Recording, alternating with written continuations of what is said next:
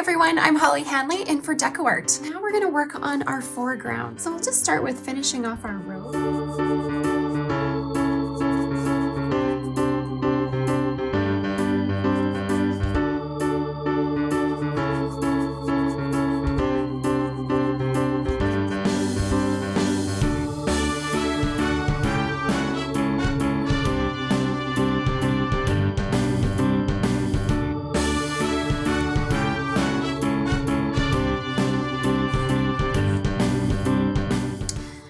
So I want to show you how to do trees, and this is just one way to do them. There's so many different ways, but usually what I do is I paint in that tree trunk first and all those little branches, and then I'm going to use my stippler brush to stipple in the greens.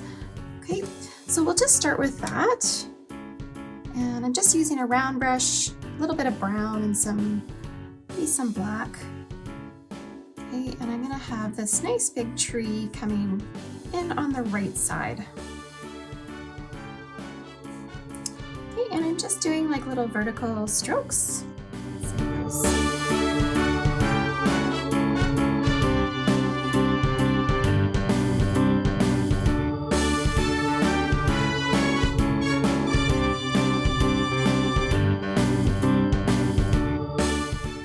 They don't have to be perfect. We're going to add lots of foliage in there, but I'm going to put in a few little branches and limbs.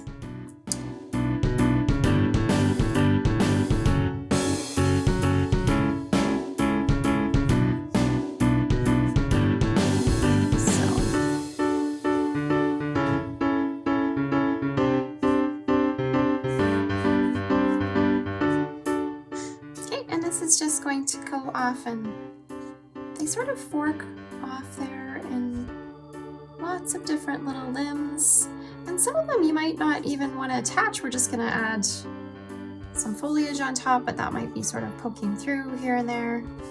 Okay, so we've got our base for our tree in. Again, we can always come back after we put some of that foliage in and add a few more little branches, but this is what I'm going to start with for the most part. And it was just a dark brown, and I'm just using a round brush just so that I get a little bit of texture, and I'm doing lots of little vertical strokes. Okay, so just to kind of paint that in, it almost looks like it has a little bit of bark. Okay, so again, it has a lot more detail than a lot of the other things in our picture just because it's in the foreground and it's closest to us. Okay. So now I'm just going to actually use a stippler brush, and basically you can wet the brush a little bit first, just tap off the excess water. And usually what I do is I start with the darkest greens. So I'll put a little bit of that shadow color in, so the darker green, and then I'll add highlights on top. Okay, so the first thing that we're going to do is we're just going to take that stippler brush, and I'm just going to take that green and I'm going to add a little bit of black to it. So I'm going to put in sort of our shadow. Okay, and I'm just using a stippler brush because I'm going to stipple in those clumps of leaves. Okay, and it's just really nice and light. Okay, like so. This is going to give us a nice little base. Don't be afraid to go over top of your limbs and the tree trunk.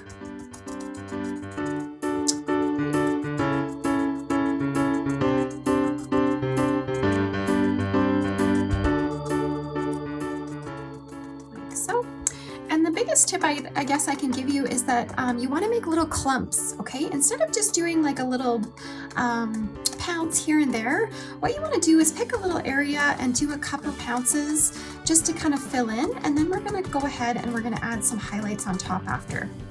Okay, don't be afraid if you lose a lot of your branches. It's not a big deal. You can always come back and poke a few in after you're all done. Okay, so this is just with the green and a little bit of black.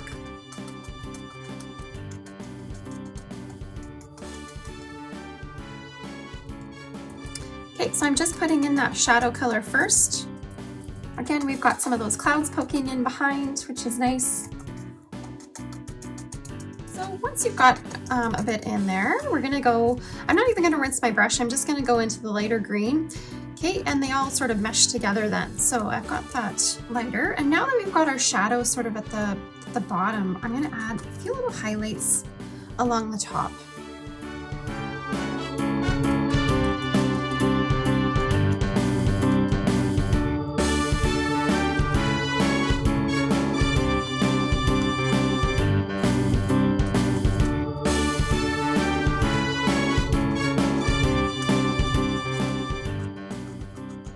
just adding really nice and light, just sort of stippling in and pouncing that lighter color in. Okay, I even add a little bit of yellow sometimes. Okay, but just sort of picking an area and adding that highlight. So lots of little pounces, kind of making a clump, like so.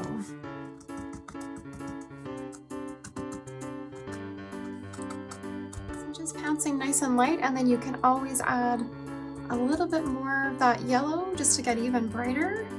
And then of course, remember our light source is up here, so we want to just highlight kind of along the tops and definitely the left side of our tree a little bit more maybe.